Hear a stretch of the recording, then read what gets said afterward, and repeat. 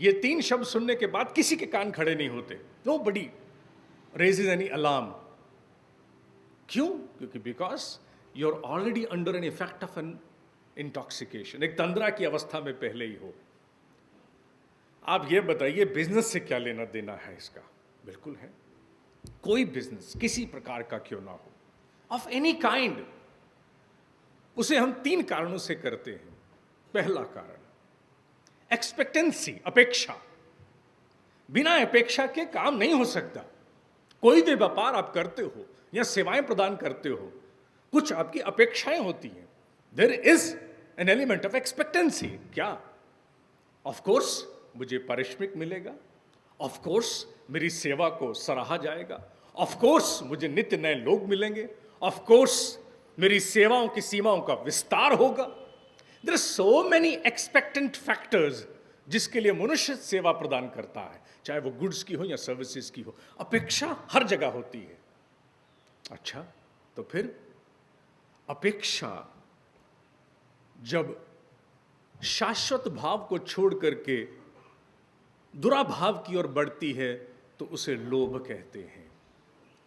मनुष्य के भीतर ये तीन वृत्तियां बड़ी मुख्य होती हैं। कौन सी तीन वृत्तियां? अपेक्षा की, दूसरी ममता की, ममत्व की, और तीसरी आत्मविश्वास की। अपेक्षा, ममत्व और आत्मविश्वास, ये मनुष्य की तीन वृत्तियां हैं जिससे सारे कार्य संचालित होते हैं। क्योंकि इनका ठीक ठीक स्वरूप हम लोगों ने कभी जाना नहीं, इसलिए शत्रुओं को भी पहचाना नहीं। शत्रु भी वहीं आक्रमण करता है जहां हमारी निधि होती है। खाली बैंक अकाउंट में कोई भी आकर के अतिक्रमण नहीं करता। खाली घर पड़ा है, ढांचा है, कुछ नहीं है, उसमें से ईंटें उठाने कोई नहीं आता। घर में कुछ हो तभी कोई चोर भी आता है। और ये तीन वृत्तियां हमारे खजाने हैं जिनसे हमारे सारे कार्य होते हैं।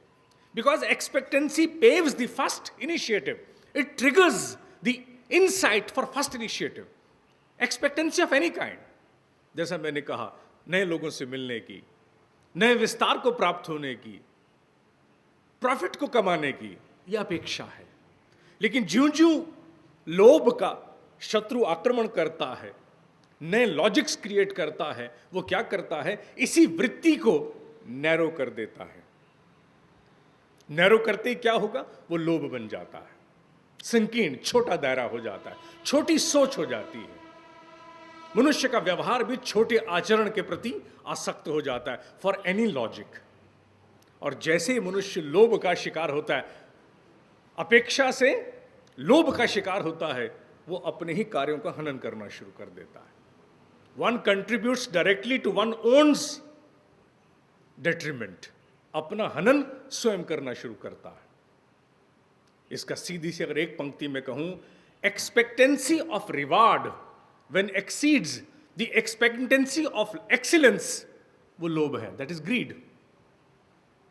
उत्कृष्ट सेवा को प्रदान करने की अपेक्षा का स्थान जब मात्र पारिश्रमिक को बढ़ाने की अपेक्षा स्थान पा जाती है तो वो लोभ बन जाता है।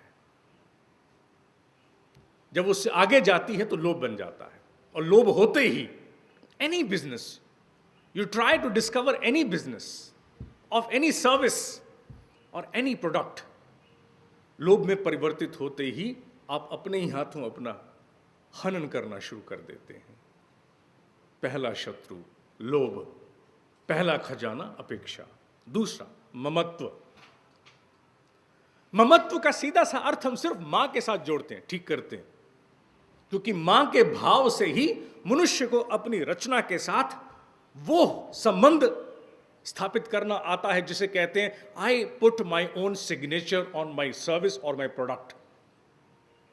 Weather you are a doctor और एन इंजीनियर और एन अकाउंटेंट और अ मैनेजर, वट एवर, जो सेवा भी, जिस सेवा का भी आप उत्पादन करते हो, आपके द्वारा दी गई हर सेवा में आपके हस्ताक्षर होते हैं। वो वाले हस्ताक्षर नहीं, सिर्फ हस्ताक्षर का अर्थ है आपके संपूर्ण व्यक्तित्व की उपस्थिति होती है, आपके संपूर्ण मनोयोग की उपस्थिति होती है। You put your entire signature upon what ever you dispense, product और सर्विस। और ममता का लेना देना बिल्कुल उससे है।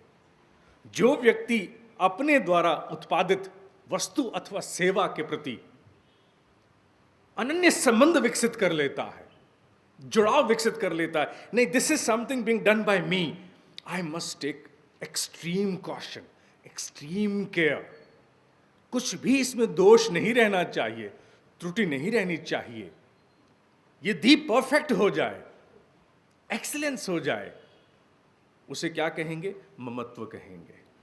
आपने उस कृति को मां रूप में रच दिया। बहुत सी चीजों को कहते हैं ना, ये प्रोजेक्ट मैंने लगाया था, this project is my baby.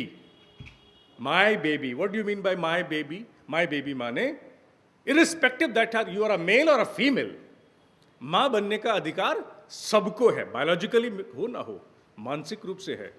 जो व्यक्ति ये कहता है कि मां बनने का अधिकार सिर्फ नारी को है, वह व्यक्ति अपूर्ण है।